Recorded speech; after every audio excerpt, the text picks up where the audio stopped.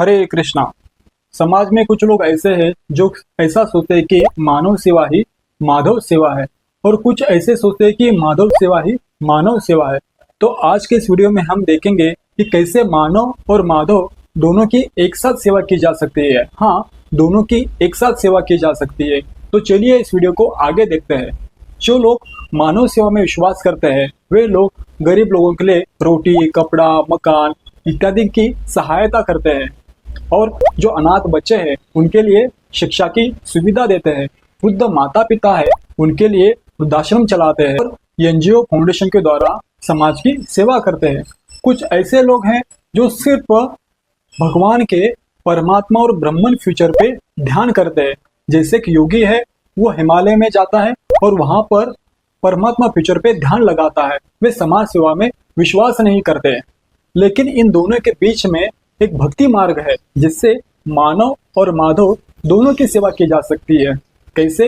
एक भक्त भगवान को स्वादिष्ट भोजन का भोग लगाता है जिससे भगवान प्रसन्न हो जाते हैं, और वही भोग प्रसाद के रूप में प्राप्त कर कर समाज में प्रसाद वितरण करता है, फूड फॉर लाइफ करता है, जिससे लोगों की भूख तो मिटती ही है और तो और उनकी चेतना भी शुद्ध हो जाती है।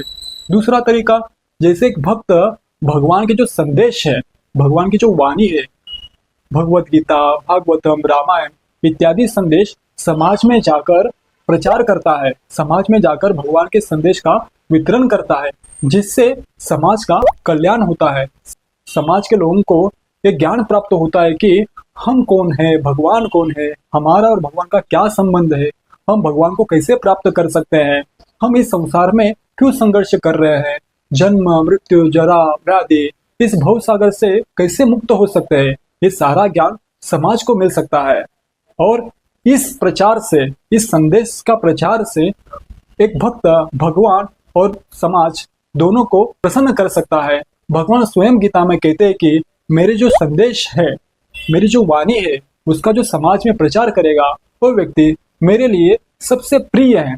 एक भक्त सोचता है कि एक वृक्ष को डायरेक्ट जड़ पे ही पानी दिया जाए। अगर वृक्ष के जड़ पे ही पानी दिया जाए तो वृक्ष के सारे जो पत्ते हैं, फूल है, फल है या ब्रांच है, सारे पार्ट्स को पानी मिल जाएगा।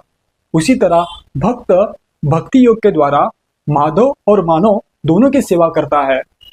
उदाहरण के रूप में भक्त पुंडलिक ने अपने माता पिता की भगवान के रूप मानकर उनकी सेवा की। उनकी उस सेवा से भगवान श्री कृष्ण बहुत प्रसन्न हुए, और उनको देखने के लिए भगवान श्री कृष्ण स्वयं पंढरपुर धाम आए, और आज भी भगवान विट्ठल ईंट के ऊपर खड़े हैं। कहते हैं कि यही ईंट पुंडलिक ने दी थी भगवान श्री कृष्ण को। भगवान श्री कृष्ण भक्त पुंडलिक के इस सेवा भाव से बहुत प्रसन्न हुए। भक्त पुंडलिक ने मानव की सेवा की और माधव भी प्रसन्न हो गए। दूसरा उदाहरण आता है महाभारत में पांडवों का। पांडवों के पास वनवास में अक्षय पात्र एक बर्तन था। उस अक्षय पात्र से उनकी सारी भोजन की व्यवस्था हो जाती थी, लेकिन उसमें एक अड़ थी। जब द्रौपदी का भोजन होने के पश्चात वो अक्षय पात्र भोजन नहीं दे सकता था। एक दिन दुर्वासा मुनि अपने 60,000 शिष्यों के लेके उनकी परीक्षा लेने के लिए आ गए, और उन्होंने कहा कि हमारी भोजन की व्यवस्था करिए, हम तब तक स्नान करके आते हैं। तब सारे पांडव द्रौपदी माता चिंता में पड़ गए, क्योंकि सारे पांडवों ने द्रौपदी ने प्रसाद ले लिया था, भोजन प्राप्त कर लिया था। अब अक्षय पात्र भोजन नहीं दे सकता।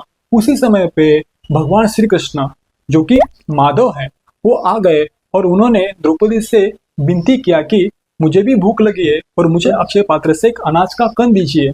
तब द्रौपदी माता उस अक्षय पात्र ढूंढ के साफ करके एक अनाज का कण निकालती है और भगवान श्री कृष्ण को देती है। भगवान श्री कृष्ण उस अनाज को कण को प्राप्त करते हैं, और जैसे भगवान श्री कृष्ण उस अनाज को प्राप्त करते हैं, ग्रहण करते हैं, तब वो डकार देते हैं। उसके पश्चात जो सारे ऋषि दुर्वासा मुनि के साथ आए थे, जो स्नान कर रहे थे, वे सारे लोग डकार देते हैं। उनकी सारी लोगों की जो भूख थी वो सारी मिट जाती है। तो इस उदाहरण से भी हम देख सकते हैं कि कैसे पांडव लोगों ने माधव को प्रसन्न किया, माधव को संतुष्ट किया, जिससे सारे ऋषि मुनि लोग उनकी भी भूख मिट गई, वे सारे लोग भी प्रसन्न हो गए। श्रील प्रभुपाद इसके संदर्भ में एक उदाहरण देते हैं। कहते हैं कि कोई एक अमीर पिताजी का, अमीर व्यक्ति का कोई बच्चा खो जाता है, तो वो बच्चा सड़क पे आके रोता रहता है। अगर उस रोते हुए बच्चे को अगर आप चॉकलेट दोगे, कुछ आइसक्रीम खिलाओगे, तो बच्चा कुछ समय के लिए रोना बंद करेगा।